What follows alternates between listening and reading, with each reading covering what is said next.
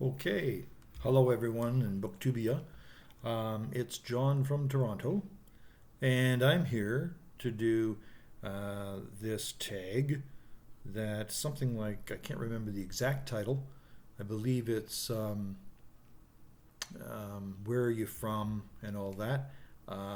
Sorry, I didn't quite get the right title, but I was tagged by Jeff over at Reading Still Matters, and thank you very much, Jeff, for that. Um, so I guess we'll get right into it. It's been a little while since I've been on here. So, the first question is, where were you born and what was your town like? Okay, I was born in Toronto, and let's see, the first 5 years of my life were spent on a street called Fairlawn Avenue, and it's around the Yonge and Lawrence area. And what was it like? Well, it was it's midtown Toronto, and quite a ways up from Yonge Street.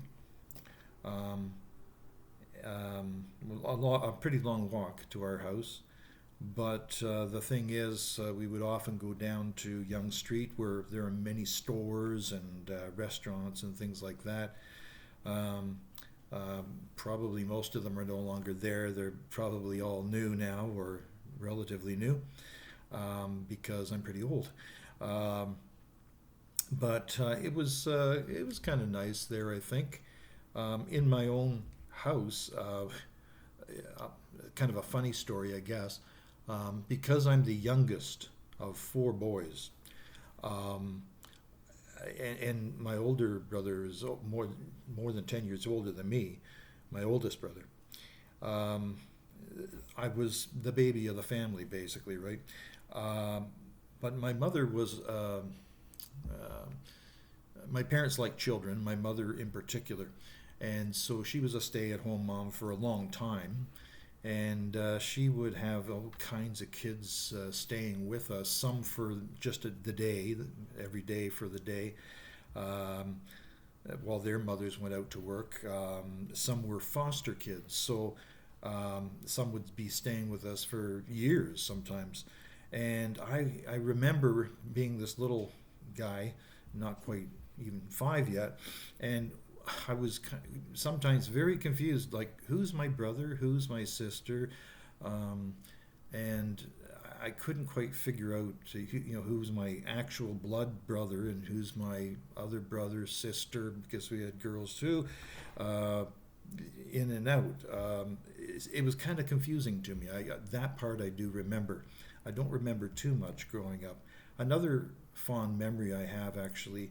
Um, a more fond memory is my father bought me a Thistle tractor truck made of real like steel, aluminum or whatever it was, and it was a red color, and it said Thistle right on it. And I used to love that thing. I remember maybe I was 4 years old, and I'd be driving this truck down the street. It was just a pedal thing. And I had a cat back then. I mean, my mother, I guess, had the cat. And I would get this cat, and he was so passive that he would let me put him right, sitting on my lap, and then I would put his paws on the wheel, and we would go, all the way down the street like this, and the cat would just sort of, you and it was quite funny, and the adults got a kick out of that as well. Um, and then when I was 5 years old, my father decided we would move, and so the whole family moves up to the Don Mills area. We were right at Don Mills and York Mills area of Toronto, so the suburbs basically. And it was almost like in the country when we moved there. No longer, of course. In fact, about 10, 15 years after we moved there, the place had, it's just like midtown Toronto again. Um, and, I went to high school there and all this. Uh, you know, things were more spaced out in the suburbs, right? So I appreciated that more, I think. Not really much I can say about that whole thing.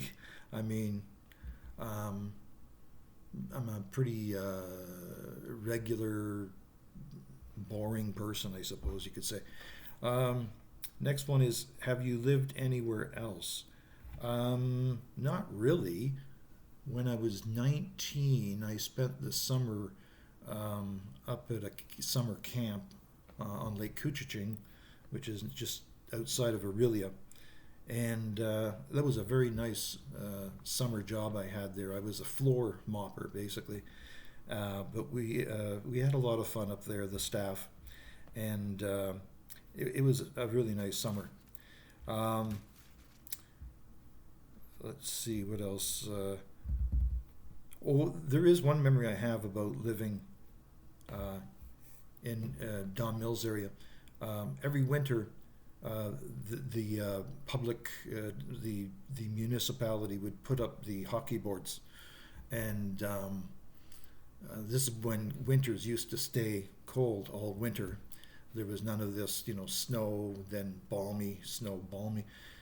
Back when I was a kid, it was winter was winter, and the ice on the rink stayed there, and the kids would all, congregate there. We would be there for 2 or 3 hours sometimes during the day, and then maybe an hour at night as well, an hour and a half at night, with the fog lights, on, not the fog lights, but I mean bright lights, and you could see sometimes if it's snowing out, you could see the snow coming in sort of on a this kind of trajectory in the light, and it was like a religious experience almost. It was just quite amazing.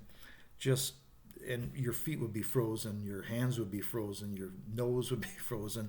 And you have a hat on, and all your equipment on, of course, but you didn't care. You were just having fun out there, and it was great. Um, Now, have I lived anywhere else? I mentioned the summer camp. Then also, when I became a teacher, I was a young teacher. I did live in Uxbridge.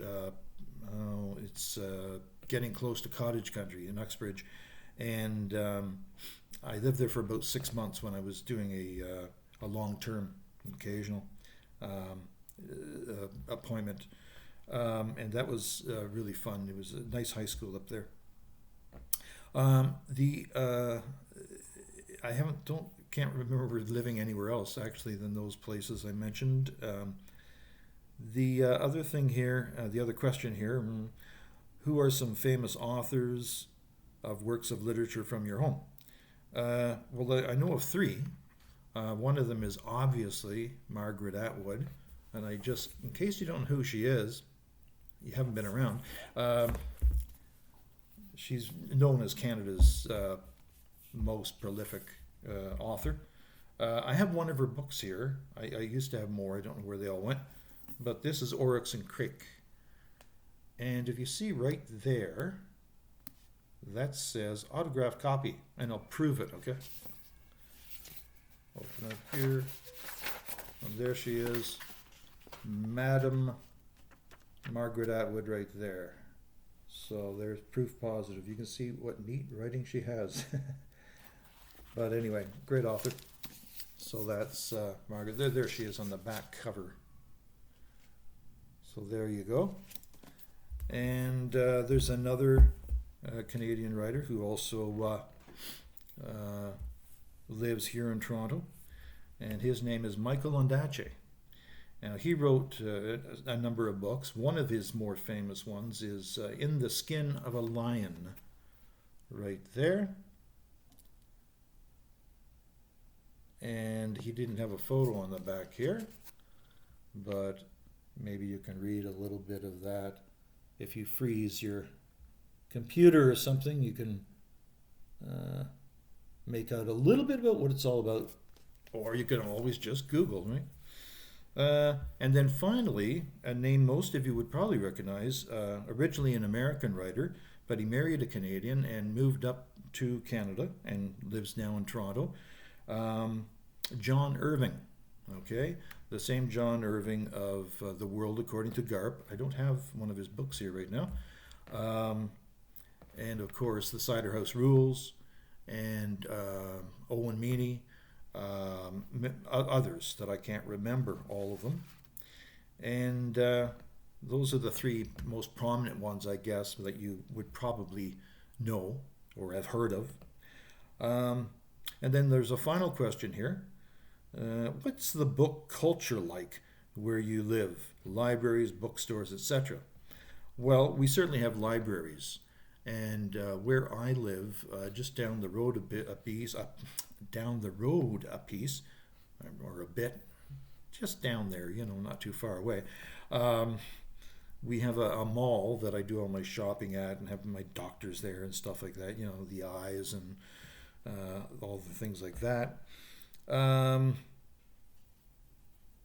they recently expanded the library and relocated it to the from downstairs to the upstairs part of the mall, and it looks really beautiful. Actually, they did a great work, huge, like much bigger. And I sometimes go there and tutor students, um, so it's perfect for that. And so we have that nearby.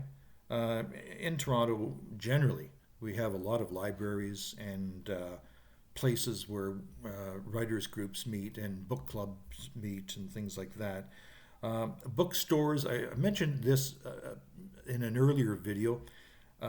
We used to have a lot of bookstores just around where I live here now.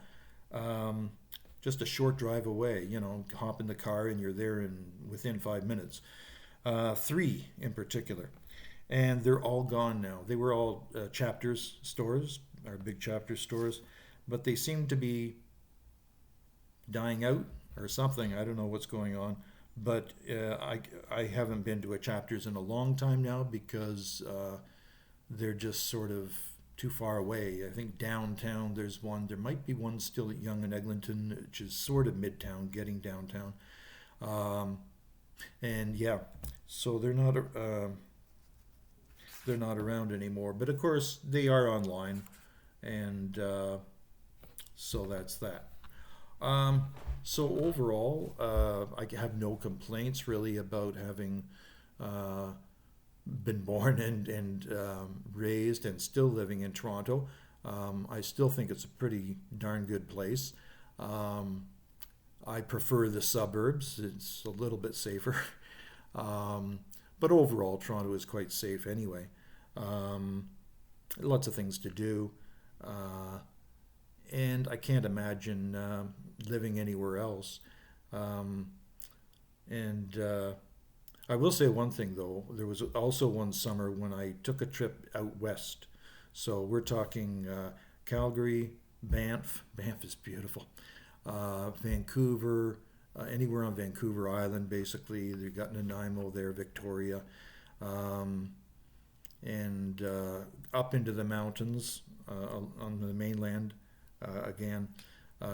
Really quite beautiful. So if you ever get a chance to see Western Canada, I really suggest you go there. It's just so inspiring. I prefer the summer myself, anywhere really, but especially up there, it's just gorgeous, and the air is so fresh. It's unbelievable. I'm going to stop this now because I'm just blabbering on, but good to get back to it and to see you all again, and hope to see you again a little sooner. Okay, take care, folks. Thumbs up, and bye for now.